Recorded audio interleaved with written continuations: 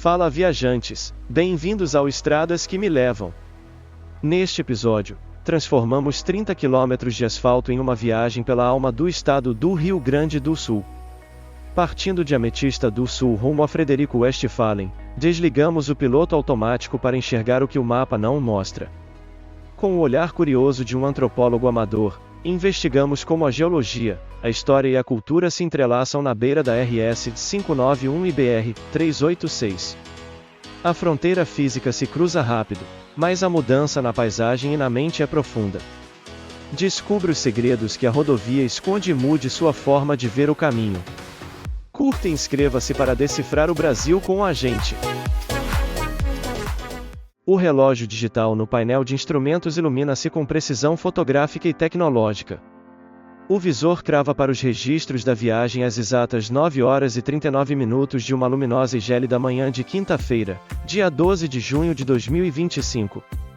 O firmamento sobre a topografia do norte gaúcho exibe um espetáculo de azul anil profundo e incontestável. Não há sequer um único fiapo de nuvem em toda a vasta abóbada atmosférica para filtrar a soberania da luz solar.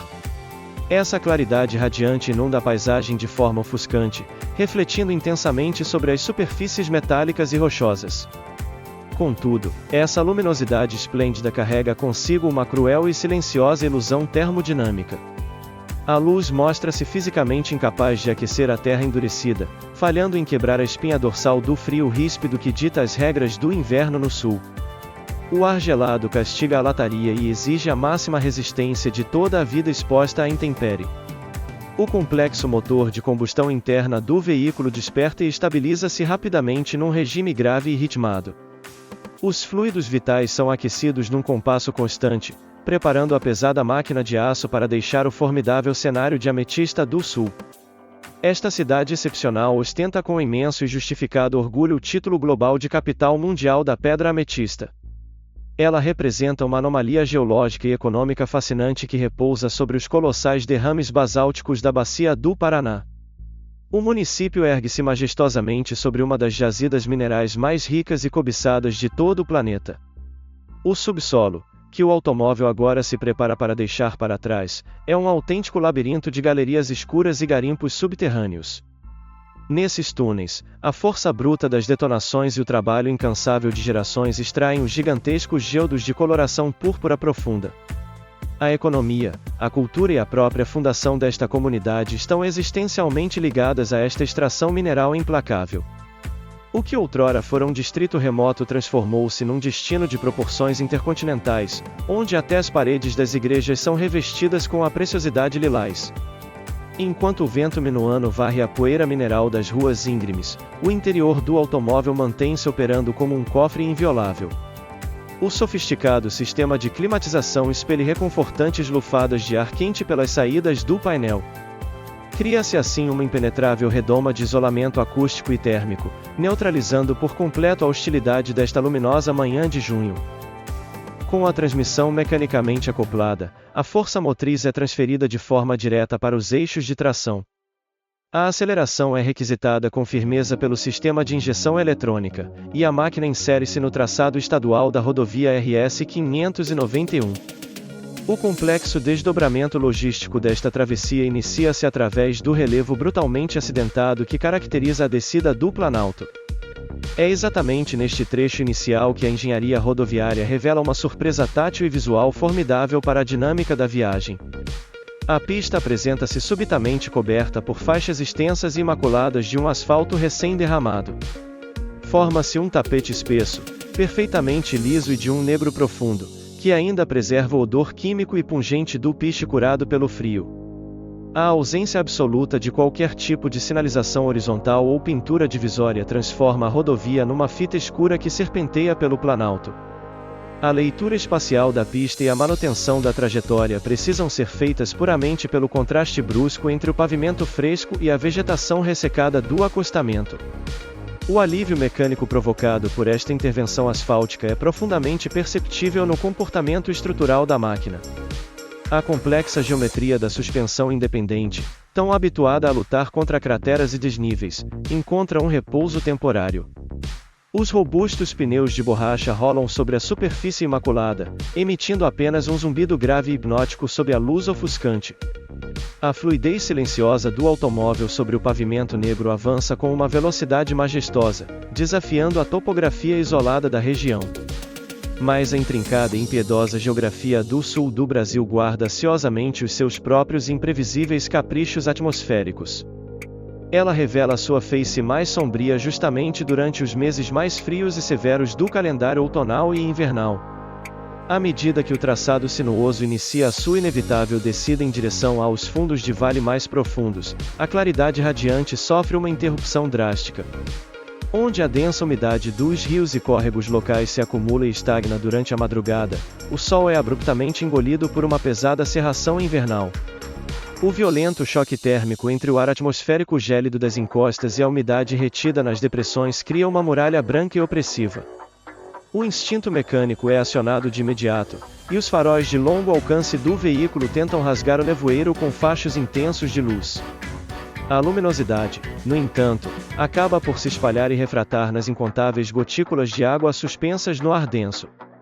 Cria-se um halo difuso e cegante que reduz drasticamente a visibilidade do horizonte a meros metros da extremidade do capô. A viagem perde temporariamente a sua sagrada referência de profundidade geométrica, mergulhando o habitáculo num mar de cegueira branca. A condução antes fluida transforma-se num avanço cauteloso, solitário e altamente focado, exigindo precisão milimétrica nos comandos de direção. O ronco metálico do propulsor ressoa de forma estrangulada e abafada contra a densa umidade da névoa. O suave atrito dos pneus no asfalto liso torna-se a única prova tátil e física de que a pesada máquina continua o seu progresso. Esta perigosa batalha contra o microclima hostil do nevoeiro exige paciência, mas logo começa a ceder diante da insistência da máquina. O vigoroso motor empurra a formidável massa de aço novamente para o topo da elevação topográfica seguinte, rompendo a espessa barreira de condensação. O automóvel regressa de forma triunfal, ofuscante e libertadora à imensidão do céu azul e completamente livre de nuvens. É precisamente neste ponto estratégico de retomada luminosa que a topografia se altera de forma definitiva e incontornável. O traçado solitário da via estadual funde-se com a monumental e histórica rodovia BR-386. Ocorre então uma drástica, audível e violenta mudança no ritmo logístico e no conforto dinâmico desta longa jornada. Esta imensa artéria de asfalto federal é respeitada e muitas vezes temida em todo o território gaúcho sob o pesado título de Rodovia da Produção. Trata-se de uma das espinhas dorsais mais vitais, estratégicas e cruciais para a sobrevivência da macroeconomia de todo o sul do país. Projetada e construída nas décadas passadas com o objetivo de conectar as férteis terras do norte ao polo industrial da região metropolitana, a via suporta um fardo colossal. Independentemente do clima, ela carrega ininterruptamente um volume esmagador e incalculável de riquezas logísticas em direção aos terminais de exportação. O asfalto escuro e rugoso da rodovia federal encontra-se substancialmente mais castigado, fadigado e profundamente sulcado. É a consequência inevitável do peso esmagador das incontáveis milhões de toneladas de soja, milho e suínos que transitam nos múltiplos eixos das carretas e bitrens. Essa transição asfáltica exige de imediato que a suspensão do automóvel retome a sua guerra física e ininterrupta contra o terreno. Os amortecedores trabalham de forma frenética, comprimida e ruidosa para absorver os brutais solavancos e as irregularidades geradas pela exaustão do pavimento. A estabilidade direcional precisa ser mantida num ambiente rodoviário agressivo, dominado pela força bruta, pela fumaça do diesel e pelo pragmatismo comercial. A marcha avança de forma implacável e técnica pelos ríspidos aclives e declives desta gigantesca e ruidosa artéria logística. As distâncias são devoradas com bravura mecânica sob o rigoroso sol de inverno, cortando o vento frio e superando as extensas filas de tráfego pesado. A vasta e contemplativa paisagem agrícola começa lentamente a ceder o seu espaço soberano para as imensas estruturas metálicas de armazenamento de grãos. O horizonte revela as inegáveis e robustas evidências de uma urbanização densa, anunciando a chegada irreversível aos limites do município de Frederico Westphalen. ostentando com imensa propriedade e grande legitimidade o título honorífico de Princesa do Médio Alto Uruguai, a cidade ergue-se de forma imponente e verticalizada. Ela consolida-se, através de décadas de trabalho árduo, como um polo regional de influência inquestionável que atrai milhares de pessoas diariamente para o seu seio urbano. O município carrega em seu nome uma merecida homenagem ao engenheiro visionário que projetou as antigas e enlameadas estradas de colonização da região. A riqueza inicial da cidade foi construída com suor, suplantando a espessa mata nativa através da pesada extração e beneficiamento de madeira. O desenvolvimento evoluiu magistralmente na segunda metade do século XX, ancorando a economia na força vibrante do comércio varejista e no setor de prestação de serviços. A cidade também sustenta uma fundamental, irreversível e intelectual expansão como uma formidável e prestigiada cidade universitária de renome no estado. A máquina de aço penetra finalmente nesta malha urbana pulsante e estruturada, sendo recebida por avenidas largas e bem delineadas. O exato mesmo sol gélido, brilhante e cortante que marcou a partida reflete a sua luz fria nas amplas vitrines e nos modernos edifícios comerciais do centro. O automóvel inicia o complexo, silencioso e aguardado processo de redução da sua velocidade de marcha de forma extremamente gradual e metódica. O fluxo nervoso das vias rápidas é abandonado para que a máquina deslize de forma cadenciada e suave até o seu limite físico. As pastilhas de freio, forjadas em compostos de altíssima resistência térmica, mordem a superfície metálica e ventilada dos discos giratórios. Uma pressão milimétrica e contínua gera o atrito necessário, dissipando de forma invisível toda a vasta energia cinética acumulada na estrada. O veículo de passeio imobiliza-se por completo e de forma elegante no ponto de repouso estabelecido para esta rica e contrastante travessia matinal. O painel digital do computador de bordo, cravejado de diodos e sensores, ilumina-se de forma intensa e aliviada no interior do habitáculo aquecido. A telemetria crava para a imutabilidade da história a matemática exata, rigorosa e indiscutível desta formidável jornada rodoviária invernal. Foram superados com total maestria, paciência e habilidade dinâmica aproximadamente 30 km de profundos e chocantes contrastes visuais e estruturais. O cenário variou bruscamente desde o asfalto negro, liso e inexplorado até a vastidão cega, opressiva e úmida da cerração dos vales escondidos.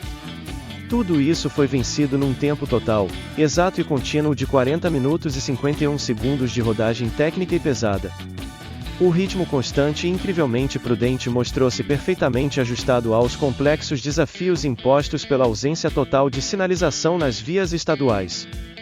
Da mesma forma, soube respeitar a lentidão das armadilhas climáticas escondidas nos fundos das depressões úmidas, culminando no combate final contra os desníveis da via federal.